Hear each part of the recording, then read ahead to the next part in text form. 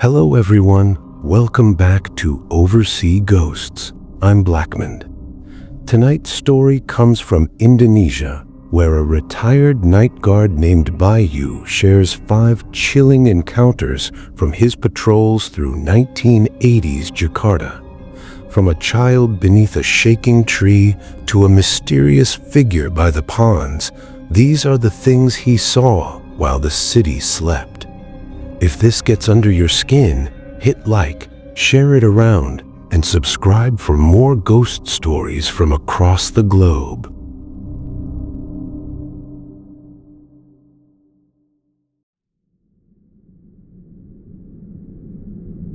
My name is Bayu. This happened back in the 1980s when I was 18, maybe 20 years old. I served as a hansip, a civil security guard in my kampung, the village cluster of Pluit in North Jakarta, though technically we fell under the jurisdiction of South Jakarta. We worked in rotations, sometimes every 3 days, sometimes every 5, depending on who showed up. When your shift mate didn't come, you covered for them. The hours were brutal, 12-hour stretches, sometimes 8, always through the night until dawn. That particular night, I was supposed to patrol with a friend. Let's call him Bunyi. He told me to go ahead, he said, promising I'd catch up later. I waited at the guard post until midnight, but he never came. So I set out alone, doing what we always did, rapping my wooden stick against every electricity pole as I passed.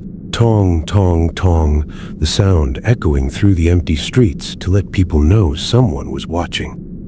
I started from my post near the riverbank and circled the entire kampung of Pluit, a long loop through narrow lanes and past sleeping houses.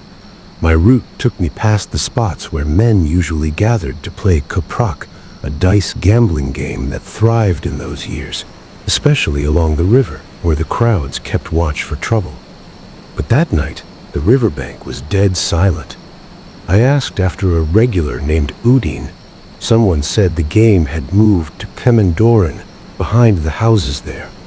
It was Thursday night, drizzling, that fine, persistent rain that soaks everything without seeming to fall. I circled again. By 11, then midnight, I checked the Kemendoran spot. Darkness. No lamps, no voices, no game. I kept walking, alone, my stick striking pole after pole, the rhythm becoming something like a heartbeat against the silence. Near the end of my route, I came to an enormous pohon kapok, a kapok tree, one of those giants with the thick, thorny trunk and spreading crown that towered over everything. This one stood alone in a small clearing. As I approached, I noticed something that made no sense. Fine sand seemed to cover the ground beneath it, or perhaps it was scattered across the broad leaves above. I stepped closer, craning my neck. The sand, if it was sand, appeared to be sitting on the upper branches. Yet when I looked directly, I saw nothing, just the tree, massive and black against the drizzle. Then the kapok tree began to move. Not gently, it shook violently, as if caught in a whirlwind, the whole crown thrashing back and forth. But here's what stopped my breath. No other tree moved. The mango tree 10 meters away stood perfectly still. The kadongdong tree beside it didn't stir. Only the kapok tree, orak, as we say, thrashing with a sound like rushing wind, though the air around me was barely moving. And beneath that shaking tree, I saw a child. Small, perhaps 3 or 4 years old, wearing an oto, the traditional bib-like garment we dressed toddlers in back then, covering only the chest and back, leaving the sides open. The child's hair was strange, just a thin strip at the front, the rest of the scalp bare, that old-fashioned cut we called botok. The child stood perfectly still, staring at me with eyes that caught no light. "Hey, kid," I called out, sternly. "It's the middle of the night. Who are you looking for? Your parents will be angry." The child said nothing, just stared. When I tried to approach, to lead the child home, The nearest house was a good 10 meters away. How had a toddler wandered so far alone? The gaze never left me. Nirengen, we call it, a fixed, unblinking stare that seems to look through you. Then the kapok tree shook harder, and when I glanced up at the thrashing branches, the child was gone. I wanted to run. God, how I wanted to run, but my body wouldn't obey. My legs felt encased in concrete, each step requiring enormous effort, as if something held me back by the shoulders. I managed only a slow, dragging walk, my heart hammering against my ribs. Mehmedi, I thought, a spirit, a ghost that takes form to frighten the living. I finally reached the main path and found Bung Somand, another guard on his own circuit. He took one look at me and laughed at my panting, my wild eyes. When I told him what I saw, the child in the Oto, the tree shaking alone, he only shook his head. Thursday night, he said. Nobody plays koprak on Thursday. Sunday nights, sure, but Thursday, the streets belong to something else. I made myself complete the circuit again, though every instinct screamed against it. When I finally returned to the guard post, my shiftmate still hadn't appeared. I sat alone, watching the darkness across the street where the old batik workshops stood, Bangkok batik, those dim buildings where they printed fabric through the night. And I saw it. Something white, standing motionless between the workshops. At first, I thought it was cloth hung out to dry, or plastic sheeting someone had forgotten. But it stood upright, unsupported, roughly human-shaped. I stepped closer, craning my neck. It watched it for what felt like hours, from midnight until 12, barely daring to breathe.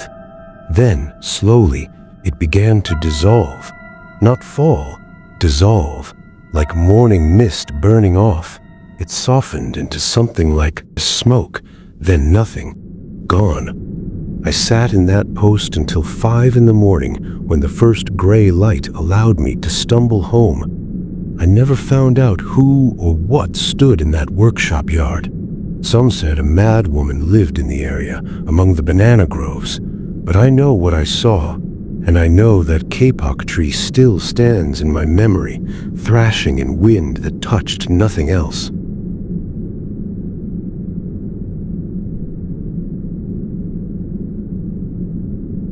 I had a friend back then. Let's call him Bali.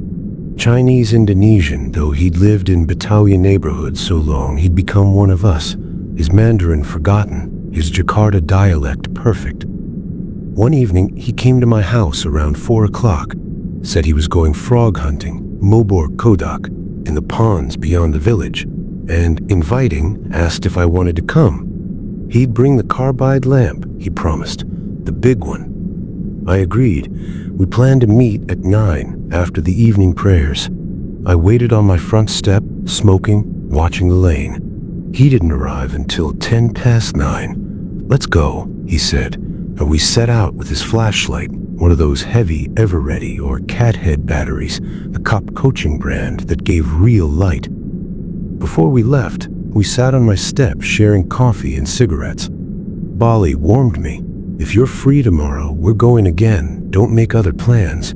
I agreed, though I didn't know yet what the night would cost us. The ponds lay beyond the settled areas, vast water-filled excavations left from some forgotten construction. In those days, they were still manual, people drawing water with tin cans on ropes, working in pairs through the night. The frogs came out in the thousands, especially during mating season. Their chorus so loud it drowned thought. We worked the banks, Bali with his lamp, me catching. The Kodak China, the big Chinese frogs, thick and meaty, sat motionless until you grabbed them. I caught 2 quickly, slipping them into my sack, while Bali complained he hadn't found any. There's plenty here, I told him. Keep looking. Near where we stood grew a pohon boni, a bony tree too thick to embrace, its trunk mottled and ancient. Beyond it, a pohon nangka, jackfruit tree, leaned at its own angle, and further on, a pohon seti, the Indian plum. The dike, galangan, a raised earth wall no more than a man's height. That's where I saw him. A figure leaning against the bony tree, maybe 7 meters from us. He wore a lock-in, one of those felt hats like cowboys wore in the old movies, the brim pulled low. I could see his legs crossed at the ankle and the glow of his cigarette, the ember brightening and fading. But his face, I couldn't find his face. Whether shadow or something else hid it, I don't know. The foliage was thick, but not that thick. Molly saw him too. Must be the pond owner, he muttered, watching us. Probably thinks we're stealing fish. But the figure never moved, never spoke, never challenged us. Just leaned there, smoking, watching. The unease grew like a physical weight. "Let's move," Bali finally said. "This doesn't feel right." We gathered our gear and started along the dike, intending to circle to another section. As we walked, I glanced back and saw the figure still leaning, still watching. But now I noticed something else. He held something long in his hand, a golok, the heavy machete we used for clearing brush. He wasn't making any threatening move, just held it loose at his side. But the sight of that blade in the darkness turned my stomach. We walked faster. Then Bali stopped, frozen. "Whisper," he whispered. The figure had moved, or rather, something had moved where the figure stood. The low ground beside the bony tree seemed to ripple, and I caught a glimpse of the golok rising, falling, as if chopping at something in the darkness.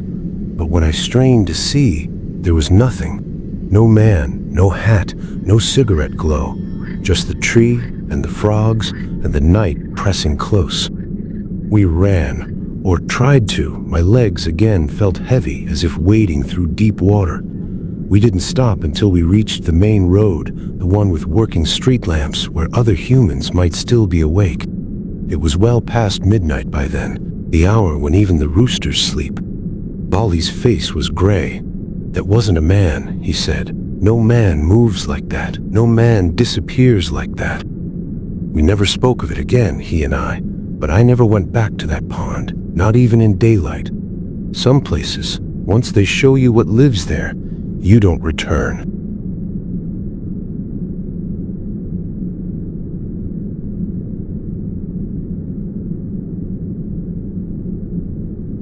Some nights later, I patrolled with 2 others. Let's call them Wardy and Jim, though Jim has passed now, and Wardy too, God rest them. We were a team, 3 security guards walking the Kamandoran circuit together through the darkest hours. We walked in line, not side by side. The path was too narrow for that. Jim took the lead, Wardy the middle, me at the rear. We talked as we walked, keeping our voices low, swapping stories to keep the night at bay. Then, without warning, we all fell silent. The smell of incense, thick and sweet, drifting from nowhere. Not the scent of flowers, not the ordinary smoke of cooking fires. This was temple incense, funeral incense, the kind that accompanies prayers for the dead. It grew stronger as we walked, clinging to our clothes, filling our mouths with its cloying sweetness. "Stop talking," Jim said suddenly. "Just walk." We passed an empty house, one of those abandoned places we marked with chalk and neon, spirit-warding symbols in those days, white lines on the door frames to keep what lived inside from following us out. The windows were dark, the door sealed, but as I glanced at the glass, I saw my own reflection, and behind it, movement. A face pressed against the inside of the window, a woman's face, quite beautiful, her features clear despite the darkness. She seemed to be calling to me, her mouth opening and closing, her hand raised to tap the glass. Cock, cock, like that. But when I turned to look directly, there was nothing, just empty blackness. I didn't mention it. What could I say? But Wardy, walking ahead of me, suddenly stopped. "There's a child," he said, his voice strange. "Small, wearing bedak, that white powder we put on children's faces during festivals. running ahead of us, didn't you see?" Jim shook his head, grimly. "I saw something on the roof," he said. "Something crouched, watching us from above." We compared notes as we walked, each of us having seen something different, something impossible. The child with the powdered face that Wardy described, I never saw it. The thing on the roof that Jim mentioned, invisible to me, and the woman in the window, neither of them had witnessed her. We reached the guard post at 2:30 in the morning, exhausted, trembling, unwilling to speak of what we'd experienced.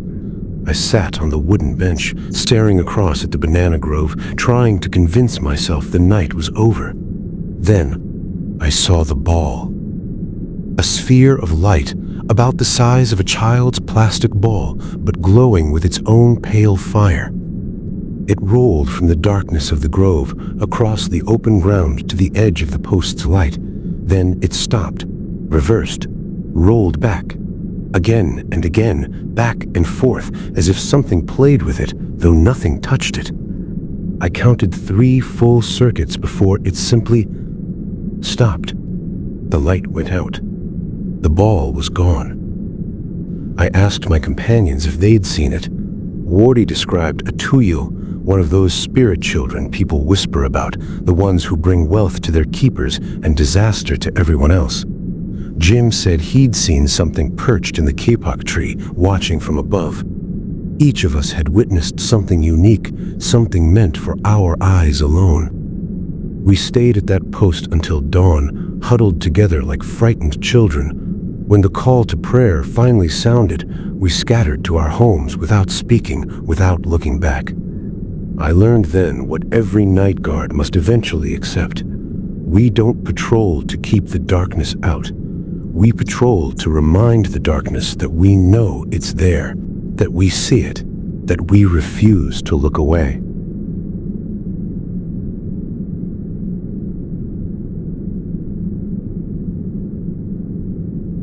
This happened around the same years, though the exact date blurs with time.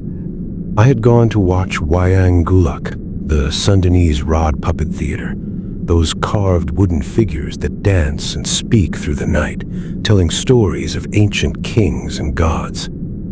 The performance started at 8:30 and would continue until dawn, as these shows always did. I was young. I didn't know the old taboos, or perhaps I simply didn't believe them. When the Delong, the puppet master, announced the intermission, I decided to leave. It was midnight. I was exhausted, and I had work the next day. I slipped out during the break, heading home along the river path. The bridge crossed the dark water, and on the far side stood a cachape tree, and beyond that, the madam's rambutan trees, tall and old. As I passed them, I heard footsteps behind me. Not human, padded, deliberate. A cat, black from nose to tail, its fur so dark it seemed to absorb the starlight. But its eyes caught what little light existed and threw it back at me, twin points of yellow-green fire like battery lamps held too close. The cat followed me from the bridge, matching my pace exactly. When I stopped, it stopped. When I walked, it walked. Never closer than 3 meters, never farther. I tried to ignore it. I walked faster. The cat kept pace without effort, its pads silent on the dirt path. We passed the rambutan grove, the empty lots, the first houses of my kampung. Still it followed. Still those eyes burned into my back. At my door, I finally turned to confront it. The cat sat at the edge of our yard, watching. My father came out, drawn by my agitation. I told him about the puppet show, about leaving early, about the cat that wouldn't stop following. His face changed, that particular shift I've learned to recognize, the look of someone who knows more than they wish to. "You left before it ended," he said.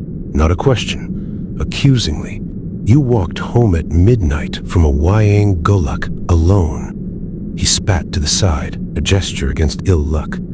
Warningly, "The Delong warned you. Everyone knows you don't leave Wayang Gulak halfway. You stay until dawn or you don't go at all. The god of death, they don't like unfinished stories.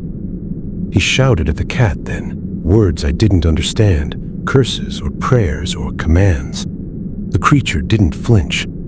It simply wasn't there. When I turned my head at my father's gesture, the yard was empty. No cat, no retreating form, just the darkness and the sudden absence of those burning eyes.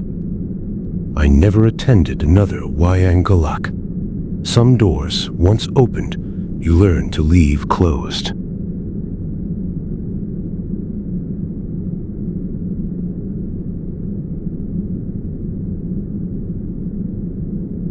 My uncle, let's call him Pak Surya, drove a truck in those days, hauling sand and gravel from the quarries. Sometimes I rode with him as his assistant, sitting in the cab beside him through the long nights. This particular trip took us to Gunung Sindur, west of the city, past Padun along the old highway. We left in the afternoon, planning to reach the quarry by evening, load the sand and return before dawn. The truck was an old model, the kind you started with a hand crank when the battery failed. My uncle drove with the confidence of long practice, navigating the winding roads that descended toward the quarry sites. We reached the bridge at dusk. The structure spanned a deep ravine, narrow, with rusted railings and planks that groaned under the wheels. And there, standing exactly at the center, was a girl, young, beautiful in the way that makes you notice even when you're tired and preoccupied. Long hair, dark clothing, standing motionless as we approached. My uncle slowed, concerned. A pedestrian on this bridge risked death with every step. But as we drew closer, she seemed to fade, or perhaps the light was playing tricks. When we finally reached the spot where she'd stood, the bridge was empty. My uncle stopped the truck anyway. He got out, walked to the railing, looked down into the ravine. Nothing. No sign of anyone. No sound of falling. No disturbance in the undergrowth below. When he climbed back in, his hands shook on the steering wheel. "Probably my eyes," he muttered, but he didn't sound convinced. The truck wouldn't start. We tried everything. The key, the crank, checking the engine by flashlight. The old machine simply refused, as if something held it in place. Finally, my uncle performed the ritual every driver knew. He turned the engine off completely, sat in silence, then started fresh. The truck roared to life. We crossed the bridge without further incident, though neither of us spoke until we reached the quarry. We loaded the sand by lamplight, working with the quarrymen through the night. By 5 in the morning, we were ready to return, exhausted but eager for home. The return journey took us past the same bridge, the same ravine, in the gray half-light before true dawn. That's when we saw the bamboo. A single stalk, thick as a man's thigh, grew at the edge of the road where the bridge began. As we approached, it simply fell, toppled directly across our path, the heavy wood crashing down with force enough to crush the cab. My uncle stomped the brakes, stopping inches from impact. We sat there, breathing hard. Then, before our eyes, the bamboo rose again. Not slowly, with a sudden snapping sound, it stood upright, returning to its original position, as if never fallen, as if something had simply been playing with us, testing our reactions, our fear. My uncle didn't speak. He put the truck in reverse, backed up 30 meters, then accelerated past the spot without looking. I watched the bamboo in the side mirror. It stood motionless, innocent, a plant doing what plants do. But I had seen it fall. I had seen it rise. We reached home as the sun cleared the horizon. My uncle parked the truck and sat for a long moment, hands still gripping the wheel. "Don't tell your aunt," he finally said. "Don't tell anyone." But I knew, and he knew, that some journeys leave marks that don't fade with telling or silence. That was my last trip as an assistant. I found other work, daylight work, work that didn't require me to watch the darkness for falling trees and standing girls. But I never forgot the lesson. The road belongs to those who travel it, but the land belongs to something older, something that watches, something that sometimes chooses to be seen. I am Bayu. I am 60 years old now, and I have not seen these things since the 1980s ended. I became a security guard in my later years, working factory shifts and warehouse nights, and I learned that the professional uniform doesn't protect you from what walks in the dark. If you don't catch a thief, my supervisor used to say, you'll see a devil. He meant it as a joke. I knew better. The things I saw, the child in the auto, the man in the lock-in, the three watchers, the black cat, the girl on the bridge, they were not hallucinations, they were not dreams. They were the land itself, the accumulated weight of generations, the spirits that have always lived in the spaces between our houses, our roads, our carefully lit streets. We build our cities over them, pave their forests, dam their rivers, and wonder why they sometimes reach up through the cracks to remind us they were here first. I don't patrol anymore. I sleep poorly, and when I do sleep, I sometimes wake with the smell of menyen in my nostrils, the sound of a wooden stick against an electricity pole echoing in my ears. Tong, tong, tong. The night watch continues, somewhere, with younger men who haven't yet learned what waits in the empty houses, the shaking trees, the bridges at dusk. They will learn. They always do.